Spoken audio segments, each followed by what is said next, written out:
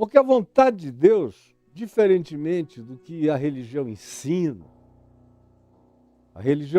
que a vontade de Deus é porque é. O que é uma coisa horrorosa. Para mim, desde criança, quando eu perguntava a alguém o que era a vontade de Deus, e alguém, especialmente os religiosos, porque eu só perguntava isso para o pessoal de igreja, que vivia com Bíblia na mão, fazendo oração, indo a cultos, ou cantando para lá e para cá, em casa. E essa história de vontade de Deus, desde que eu era um pequenino, sempre esteve no meu radar de percepção. Que negócio é esse? Porque eu só faço o que me dá vontade. Eu só como o que eu gosto. Eu só subo nas árvores que eu desejo. Eu só mergulho nas águas que me atraem. Eu só ando com os amigos que me dão prazer. Eu só brinco as brincadeiras que me enlevam, que me enternecem, que me distraem. Então eu vivo para a prática da minha vontade. E eu associava, obviamente, a vontade de Deus a todas aquelas ordens que nem sempre eu compreendia muito. Ou, na maioria das vezes, eu não compreendia quase nada.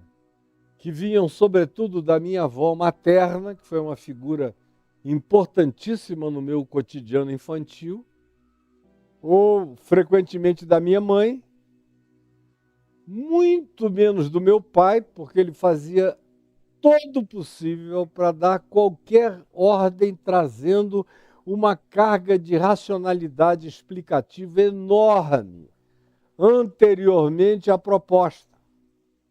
De modo que quando ele te dizia alguma coisa, ele te dava todas as razões para aquilo. Até porque ele mesmo tinha plantado em mim essa semente da racionalidade.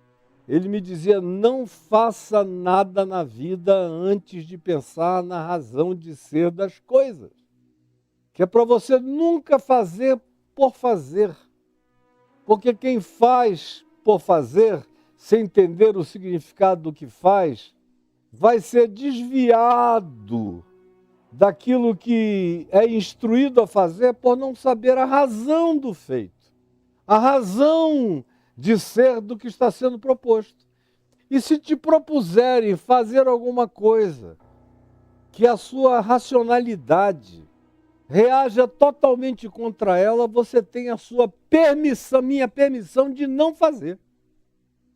E eu cresci com essa bem-aventurança paterna. Mas, por exemplo, do lado religioso da minha avó materna, todas as vezes que eu queria saber alguma coisa, ela dizia porque sim ou porque é, menino não tem que saber por quê, só tem que obedecer, vai e faz. Conclusão, eu não fazia praticamente nada do que me mandavam sem me explicarem. Mas quando me explicavam e fazia sentido, eu ia contentemente praticar aquilo porque fazia sentido. Porque tinham me dado uma razão, uma lógica de obediência.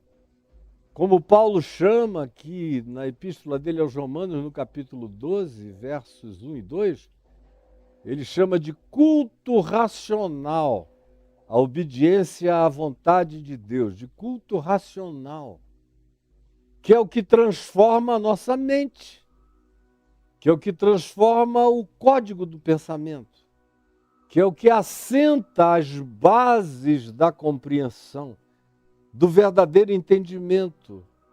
Essa submissão racional à vontade de Deus, assim como também acontece com a submissão racional e explicada a uma instrução paterna, materna, ou de figuras parentais, como um avô, uma avó, pessoas que estão ali para nos orientarem, para nos ajudarem, para nos disciplinarem, ou um professor, ou um mestre, ou um pastor. É recomendável que todo mundo saiba até onde seja possível, o porquê de tudo aquilo que seja recomendável ser praticado.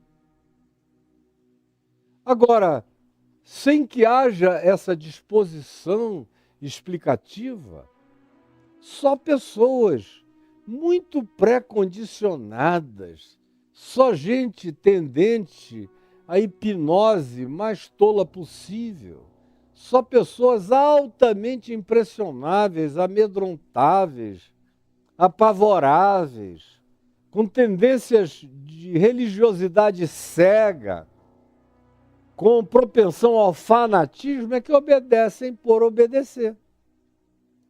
E eu espero que não seja o seu caso, porque se for é trágico.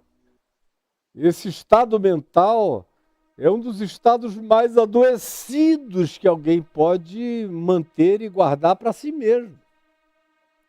E boa parte da tragédia mundial, universal, planetária, vem dessas práticas emburrecidamente dogmatizadas e praticadas de maneira fanática, sem nenhuma consciência dos passos que se dá e das consequências.